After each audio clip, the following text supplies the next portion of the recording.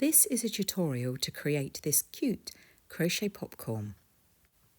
You will need double knit yarn. I used white and cream, a 5mm crochet hook, a stitch marker, a pair of scissors, a wool darning needle and some twine to thread the popcorn on. The popcorn is made using 2 strands of yarn, and you'll see here that I'm pulling some of the yarn from the ball. This helps with the tension if you have the working yarn, which is the yarn coming from the ball, nice and loose. This popcorn works best if you start with a magic ring. However, don't worry if you haven't mastered yet.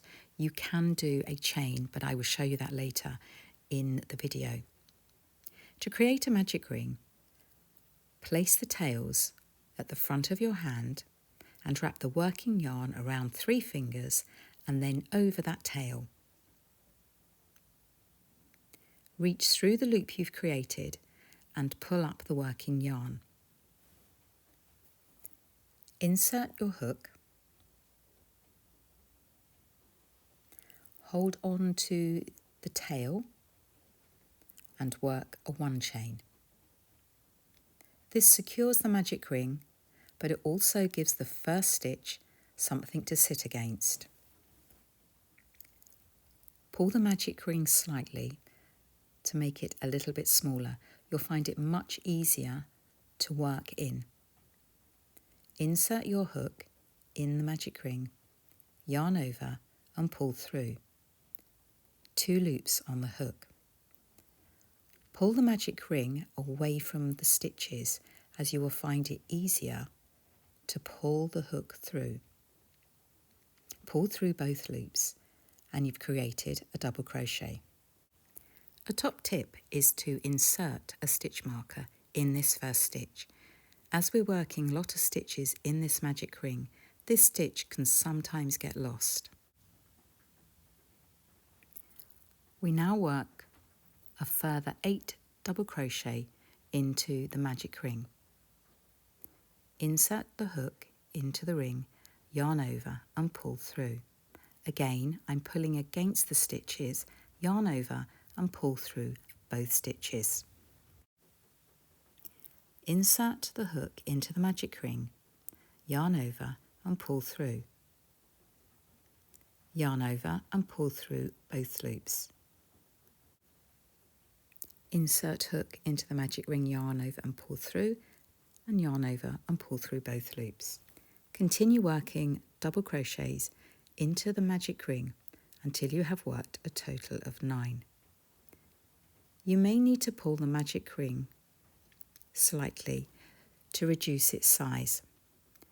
The smaller the ring, the easier it will be to work in, but don't pull it too tight. If you forget how many stitches you've worked, count the V's. Each V represents 1 stitch. I've worked a total of 5 stitches, so I need to work 4 more.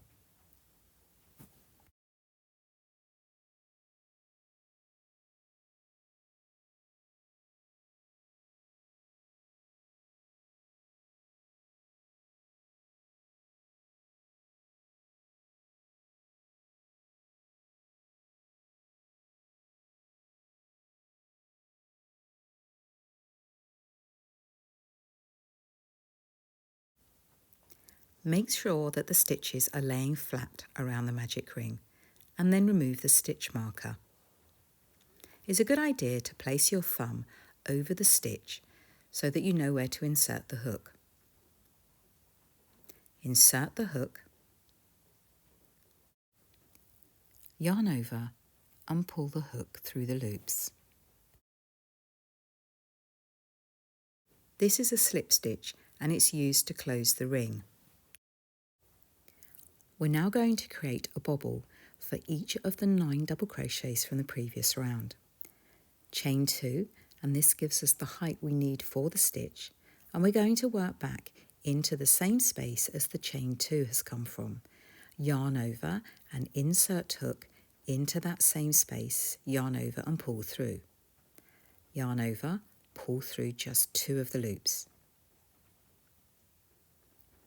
yarn over and insert back into that same space, yarn over, pull through, and yarn over and pull through 2 loops. Yarn over, insert into the same space, yarn over, pull through, yarn over, pull through 2 loops, and then yarn over and pull through all 4 loops.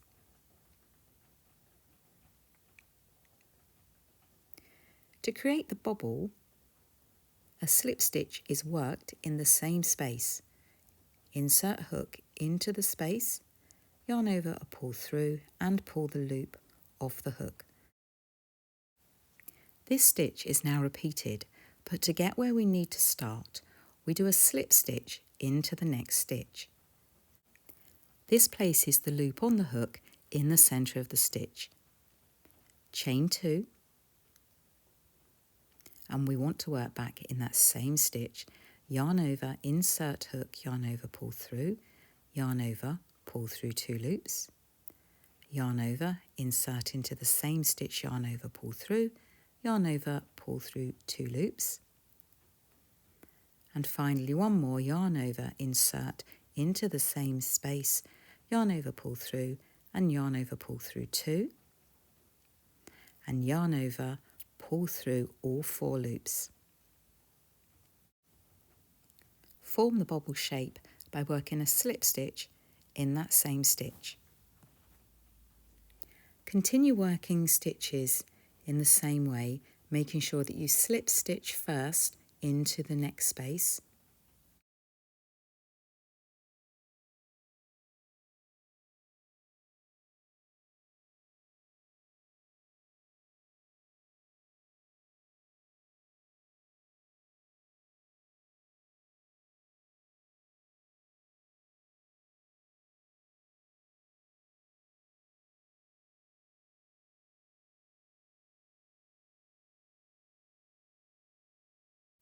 Pause the video and I will see you when you get to the end. If you lose count of where you are, count each of the bobbles. I've worked 7 and I have 2 double crochets left to work into.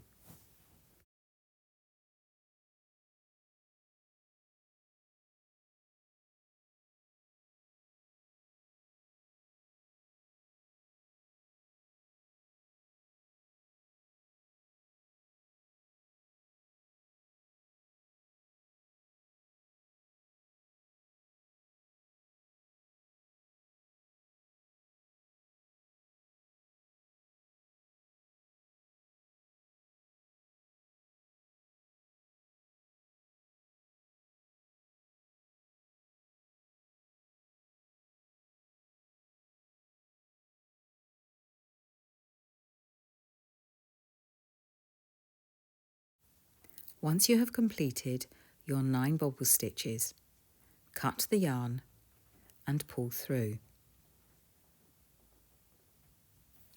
Now all we need to do is pull it all together. Thread the tail through the magic ring. It now should be on the same side as your magic ring tail.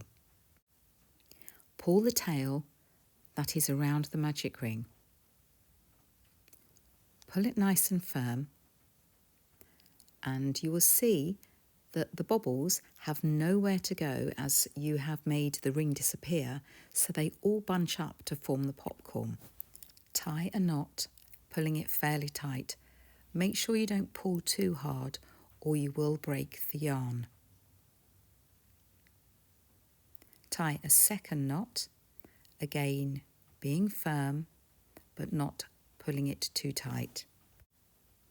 All you need to do then is give the popcorn a bit of a twist to create the shape, and you're all done. I do like to sew my ends in, and to do this, thread the yarn through a darning needle and go through one of the puffs, backwards and forwards and backwards again, making sure that you don't insert the needle in the same place or it will just pull through. Do that for both of them and then cut the ends off, and then you can create as much popcorn as you like. Here's what to do if you don't want to do the magic ring. Create a slip knot.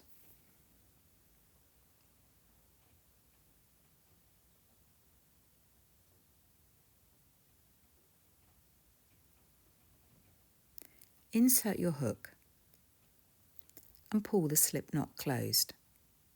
You'll find it easier if you pull the working yarn. That's the yarn that comes from the ball. Don't pull too tight, as we'll need to work a stitch in this chain. Chain 4,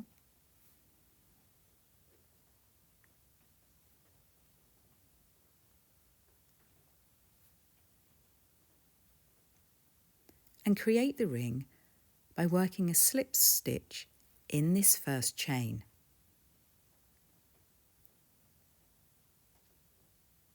You will see that the ring looks really small, but it will increase in size as you work the stitches in it.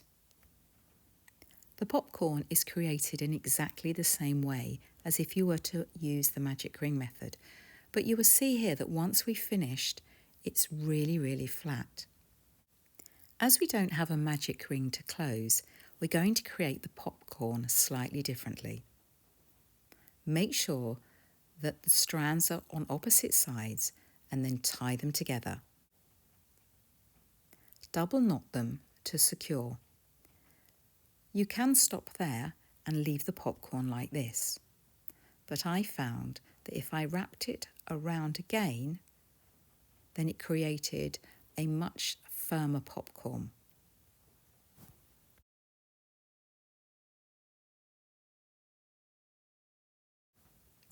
Just make sure that when you tie the second knot to wrap it around a different place on the popcorn to create the shape.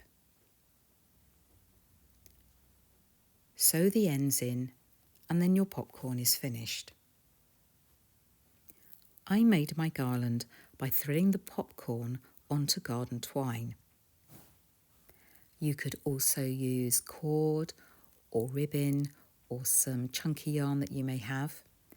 Make the garland as long as you want, and once you've finished, tie a loop at each end so that you can hang it, and your garland is now finished. You can also make super-sized popcorn as a hanging decoration. For this, I used 4 strands of yarn and increased the size of my hook.